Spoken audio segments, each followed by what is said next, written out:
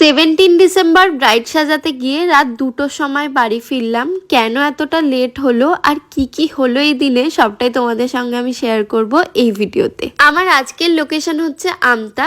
আমতা আমার লোকেশন থেকে অনেকটাই দূর, তাই আমি হাতে বেশ খানিকটা সময় নিয়ে বেরিয়ে পড়ি আমার ব্রাইডের লোকেশনে যাওয়ার জন্য। আজকে আমার মা আমার সাথে যাচ্ছে, যেহেতু লোকেশনটা অনেকটা দূর আর বাবা আমাদের বাস স্ট্যান্ড অব্দি ছাড়তে এসেছিল। তারপরে আমরা বাসে উঠে পড়ি। বাসে উঠেই আমার মা একটু হালকা করে ঘুম দিয়ে নিল। তারপরে আমাদের খিদে পেয়ে গেছিল, তো কেক বিস্কিট এসব নিয়ে গেছিলাম, তো সেগুলো একটু খেলাম। তারপরেই ব্রাইডের বাড়ি পৌঁছানোর পরে এই আন্টিটা এত মিষ্টি, আন্টির আমাদের এত পছন্দ হয়েছিল, আন্টি নিজে হাতে আমাদের দুজনকে মিষ্টি খাইয়ে দিচ্ছিল।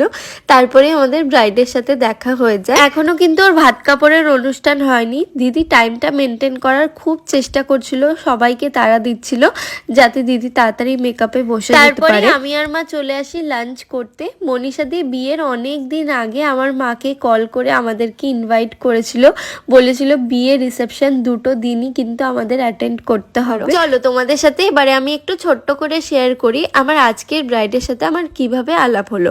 আমার যতদূর মনে পড়ছে মনীষা দি স্যামসাং এ জব করে।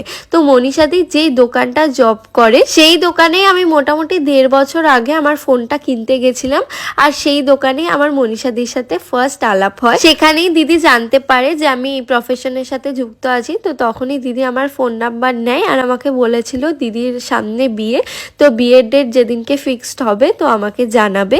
মনীষা দি আমাকে আগের দিন রাতে একটা হেয়ারস্টাইলের ফটো পাঠিয়েছিল আর আমাকে বলেছিল যে রিসেপশনের দিন পুরো এরকমই একটা হেয়ারস্টাইল করতে চায়।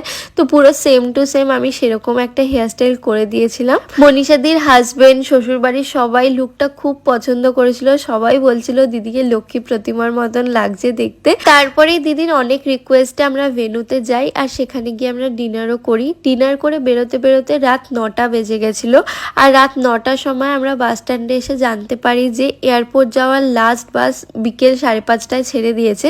মানে এয়ারপোর্ট যাওয়ার আর কোনো বাস নেই, মানে আমাদের বাড়ি ফেরার মতন আর কোনো বাসই নেই। আর আমাদের দেরি হতে পারে এটা আন্দাজ করে বিকেল 6টার সময় বাবা আমাদের নিতে চলে এসেছিল। ওই রাত 9টায় আমাদের একজন বলে রাত 9টা 7-এ আমতা স্টেশন থেকে হাওড়া যাওয়ার লাস্ট ট্রেন ছাড়বে। তো আমরা তাড়াতাড়ি করে আমতা স্টেশনে আসি আর ট্রেনটা ধরি। বিশ্বাস করবে না তোমরা, ওই রাত 9টার সময় ট্রেনে একটাও লোক ছিল না, শুধু আমি, বাবা, মা, আমরা 3জন ছিলাম। জানি না অন্য কোনো কামরায় লোক ছিল কিনা, কিন্তু আমাদের পাশাপাশি একটা কামরায়ও কোনো লোক ছিল না। আর আমার বাবা যদি আমাদের নিতে না আসতো আমার আর মায়ের তো বিশাল ভয় লাগতো। আর ওই রাত 9টার সময় ট্রেনে উঠি আর সেই ট্রেন হাওড়ায় ঢোকে রাত 12টার সময়। হাওড়া থেকে আমাদের বাড়ি পৌঁছাতে পৌঁছাতে রাত 2টো বেজে গেছিলো।